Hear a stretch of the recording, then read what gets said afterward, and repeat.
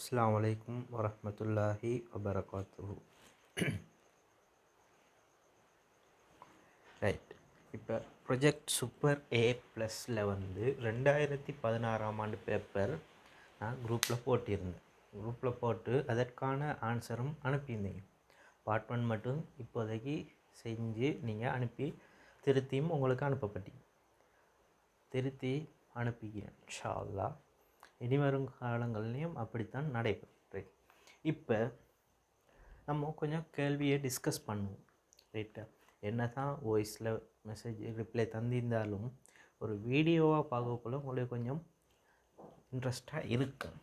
Right, முதலாவது கேள்வி, ரூபா 800 பெருமானம் உள்ள பொருளை இறக்குமதி செய்யும் போது 6% தீர்வையை செலுத்த வேண்டும். தீர்வை காண்க. ரைட், இந்த தீர்வை வட்டி எல்லாம் ஒன்று தான். விளையிட்டா, எல்லாத்துக்குமான சமன்பாடு ஒன்று தான். ரைட், இந்த இதில் இருந்து ரைட் பொதுவான ஒரு சமன்பாடு தான். நம்ம வட்டி எப்படி எழுதுவோம்? வட்டி சமன் 100க்கு எத்தனை வீதம்? 6 வீதம் இல்லாட்டி 5 வீதம், அது குறித்த பெருமானம் அல்லது எவ்வளோ பெருமானம். ரைட், அதே போல் இப்போ தீர்வைன்னு என்ன கேட்குறான்? அதே இதை வட்டி அழிச்சு போட்டு தீர்வை எவ்வளோ, எத்தனை பெர்சன்டேஜ் பெருமானம். ரைட், இப்போ என்ன செய்ய போகிறோம்? இப்போ தீர்வை தானே கேள்வி. 100 ரூபாய்க்கு எவ்வளோ? 6 வீதம். எவ்வளோ பொருளோட பெறுமதி? 800. ரைட், இந்த ரெண்டு செய்ப்பறையும் சுருக்கலாம். 6 8 48 ரூபா 48. சிலாக்க இதில் ஒரு பிழை விடுறது என்னண்டா, இப்படி போட்டால் சரி உங்களுக்கு 2 மார்க்ஸையும் எடுத்துக்கொள்ளிடும். என்ன செய்கிறீண்டா, சிலாக்க 48 இப்படி போட்டால் விட பிழை. ஏன்டா, ரூபாய் பின்னுக்கு எழுத போகல, ரூபாயிண்ட் எழுதணும். ரூபாயிண்ட் எழுதுனா விட சரி, இல்லாட்டி விட பிழை. 1 மார்க்ஸ் தான் உங்களுக்கு எடுத்துக்கொள்ள இயலும். அது எப்போண்டா, பேப்பரை வந்து ஸ்ட்ரிக்டாக திருத்தக்குள்ள வந்து அதெல்லாம் பார்ப்பாங்க. இல்லைட்டா? ரைட், இது நம்மளுக்கு முதலாவது கேள்விக்கான விளக்கம். ரைட், அடுத்தது இரண்டாவது கேள்விக்கான விளக்கம். தேவையானாக்க இது வீடியோ தானே, புஷ் பண்ணி எழுதி கொண்டு நீங்கள் அடுத்தது போகலாம்.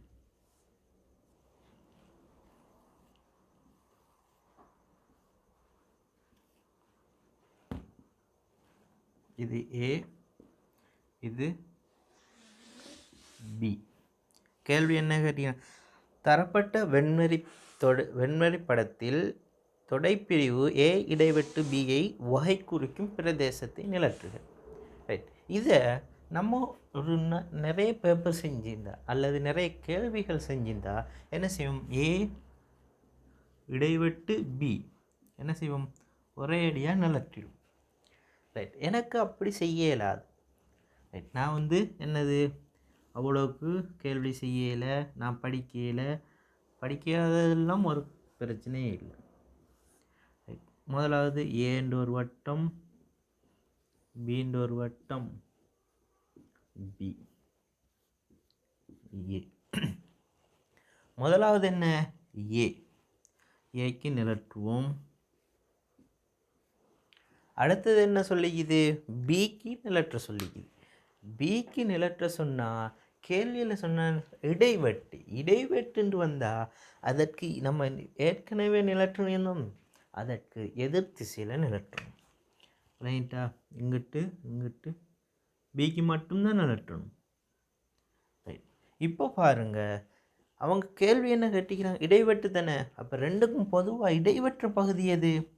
ரைட், அதைத்தான் இதை ஒரு ரஃப்பாக கீறி பார்த்துட்டு என்ன செய்வோம்? இங்கே ஒன்று, இங்கே ஒன்று, பி ஏ. ரைட்டா? இதுதான் ரெண்டாவது கேள்விக்கான ஆன்சர்.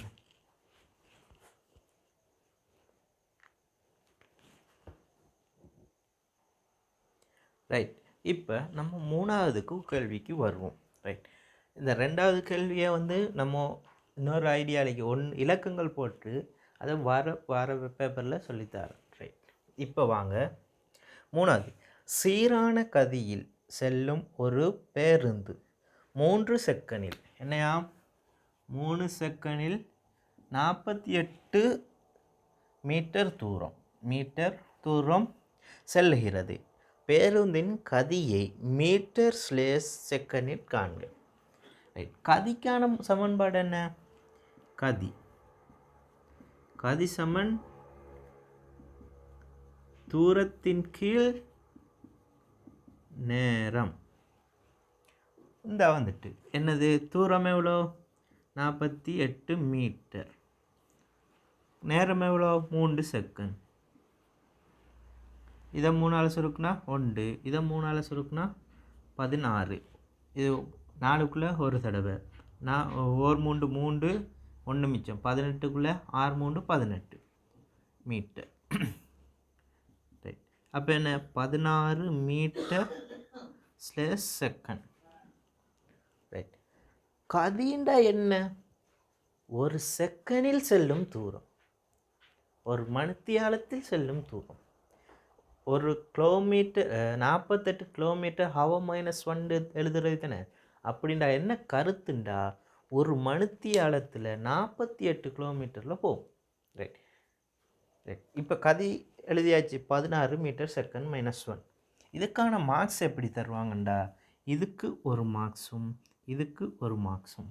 நீங்கள் சரியான விட 16 மீட்டர்/செகண்ட் -1 எழுதியிருந்தால் உங்களுக்கு டிரெக்டாக 2 மார்க்ஸ் தருவாங்க. அதான் பார்ட் 1 உள்ள ஒரு சான்ஸ். ரைட். அடுத்தது 4வது கேள்வி.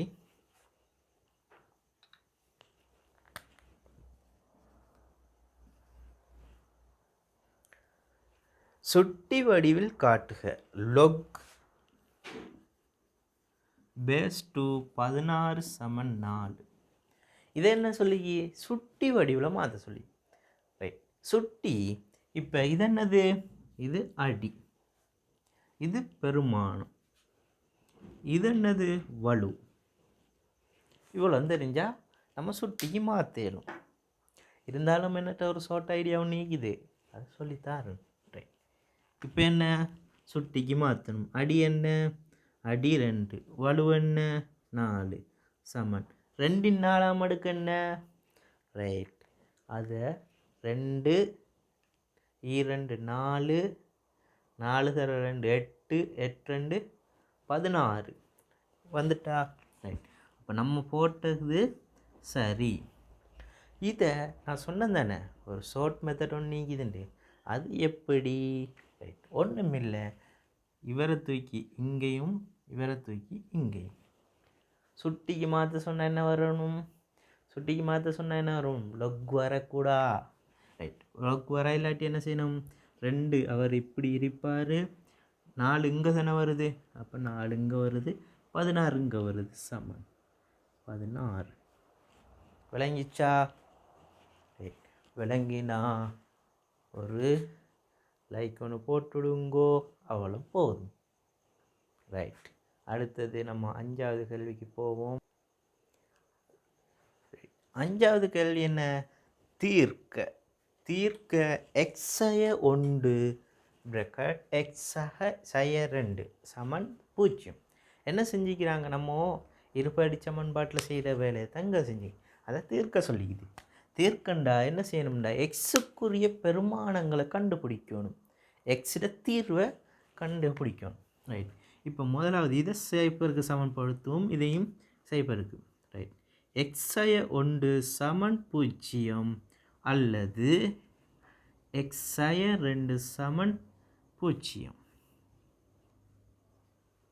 ரைட். இதை 0 சமப்படுத்தின சய1 சமனுக்கு அங்கிட்டு போனால் என்ன செய்வார்? சகவா மாறுவார். எக்ஸ் சமன் சய1 இங்கிட்டு வந்தால் சக1. ரைட். 1ண்டா என்ன? 1க்கு ப்ளஸ், நேருக்கு ப்ளஸ் போட தேவையில்லை, மைனஸாக இருந்தால் கட்டாயம் போடணும்.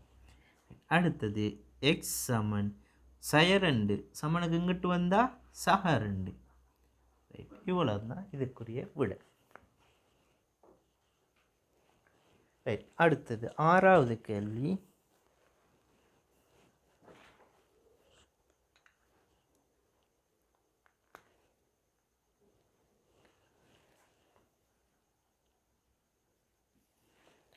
ரெண்டெக்ஸ் சக 1 சிறிதும் சமணம் 5 ஐ திருப்தியாக்கும் எல்லா நேர் நிறை எண்களையும் எழுதுக. என்ன சொல்லிக்குது?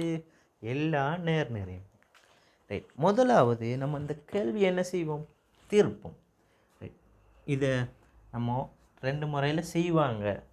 ரைட்டா, நான் கணித முறையில் செஞ்சு காட்டுறேன். ரைட், 2x சக 1 சிறிது சமன் 5. சக 1 என்ன செய்யணும்? இல்லாமக்கணும்டா. இப்போ நான் செய்ய 1 போடுறோம். ரைட், இதே வேலையை அங்கிட்டும் செய்கிறேன், சமநிலைக்கு அங்கிட்டு. ரைட், இப்போ பாருங்கள், சக கூடவா செய்யக்கூடவா? 2 முறை சமன், ஒரே பெருமானம், கழிப்பற்றும். 2x சிறிதும் சமனும் சய 5 தானே. 5ல் இருந்து 1 போனால் 4. 2x தானே. என்ன செய்கிறேன்? 2ஆல் இங்கே பிரிக்கிறேன், அதே போல் இங்காலையும் பிரிக்கிறேன். எக்ஸ் சிறிதும் சமனும் 2. 2ஆல் சுருக்குனா 1, இதை 2ஆல் சுருக்குனா 2. ரைட், இப்போ என்ன செய்யணும்? இதை ஒரு எண்கோட்டில் குறிக்கணும். விளையிச்சோ? எண்கோட்டில் 1 2 3.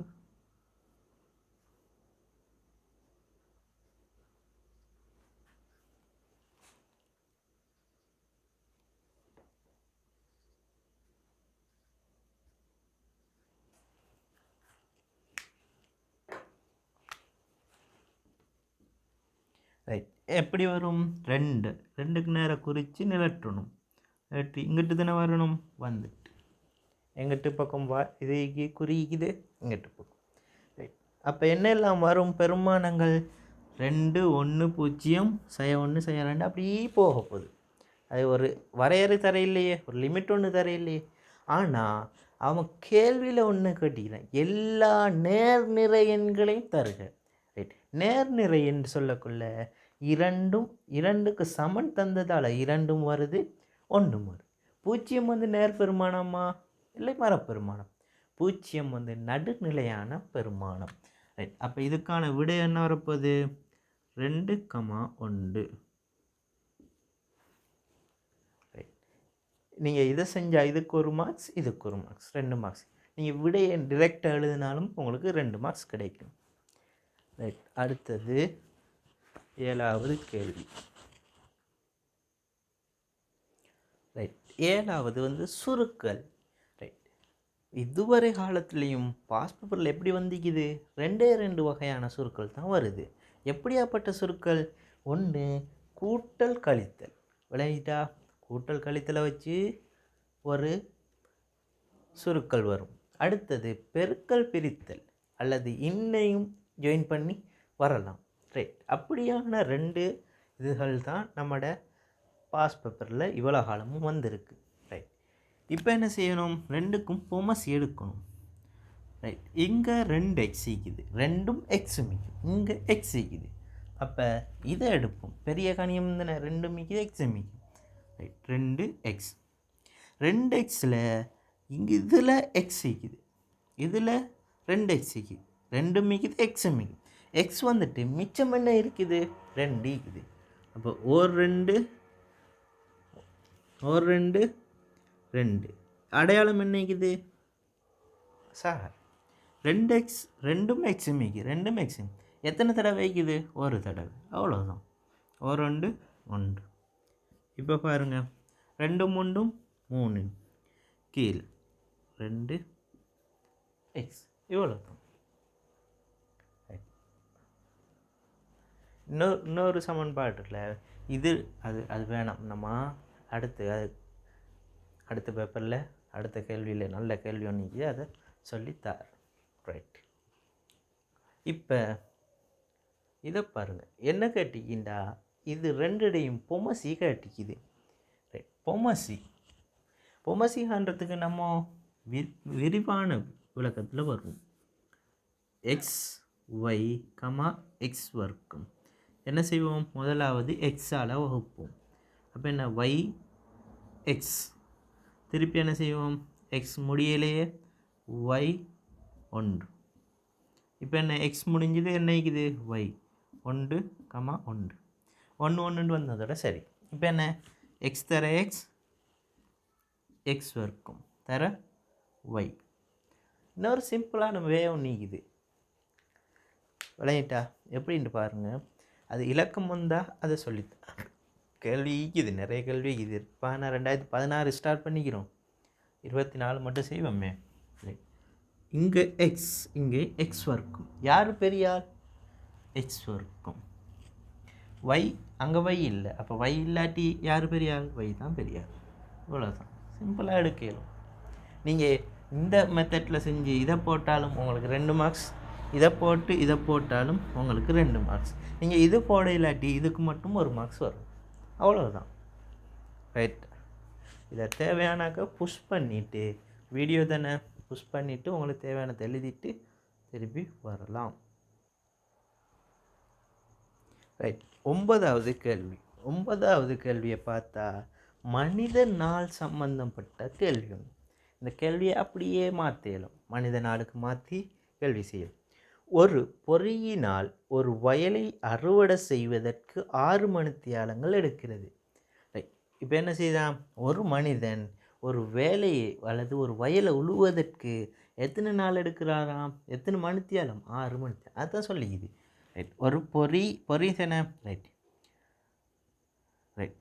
அப்போ இது இந்த வேலையை செய்து முடிக்க தேவையான அளவு, தேவையான, இப்போ ஒரு மிஷின் செய்ய எவ்வளோ எடுக்கும் நேரம்? எடுக்கும் காலம் என்ன? ஒரு பொறி தானே. 6 மணித்தியாலம் பொறி அல்லது பொறி மணித்தியாலம்னு எழுத இயலும். இப்போ என்ன சொல்கிறாங்கண்டா, அத்தகைய 3 பொறிகளினால் இவ்வயலில் அறுவடை செய்வதற்கு எடுக்கும் நேரம் எத்தனை மணித்தியாலம்? என்ன சொல்கிறாங்களாம்? 3 பொறி போடுறாங்களாம். ரைட். 3 இயந்திரத்தை போடுறாங்களாம். ரைட். அல்லது இயந்திர மணித்தியாலம்னு போட்டும் செய்யலும். ரைட். அப்போ என்ன கேள்வி? எவ்வளோ மணித்தியாலம்? அப்போ 6 மணித்தியாலம் பொறி. எத்தனை பொறி போடுறாங்களாம்? 3. பொரியும் கேன்சல். 3 சுருக்கணும் 1. இதை 3 சுருக்கணும் 2. 2 மணித்தியாலம் விளைஞ்சுதா? 2 மணித்தியாலம் வரும். ரைட். அடுத்தது 10வது கேள்விக்கு வருவோம்.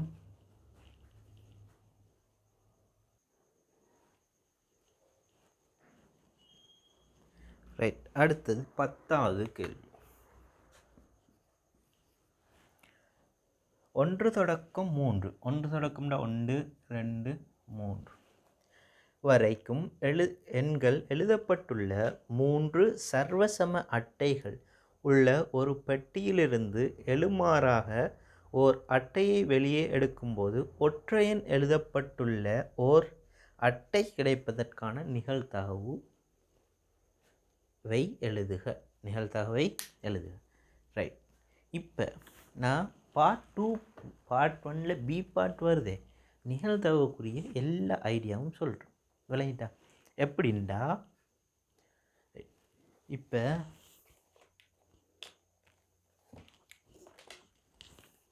இது சிவப்பு, நீலம், கருப்பு.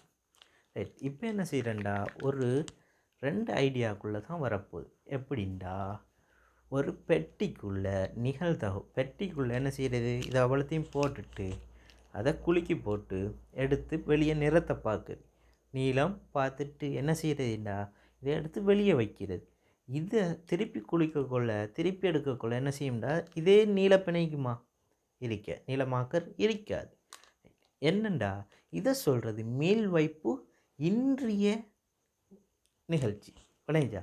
ரைட். அடுத்தது மீள் வைப்பு உடன் ரைட்டா, மீள்வைப்பு உடன் நிகழ்ச்சி. ரைட், இப்போ இது என்ன செய்கிறேன், இது ஒரு பெட்டிக்கை போட்டு ரைட் என்ன செய்கிறது, ஒரு பேனையை எடுக்கிறது. எடுத்து பார்த்தா என்ன சிவப்பு விற்கிது, சிவப்பை பார்த்தாச்சு, குறிச்சாச்சு, வச்சாச்சு.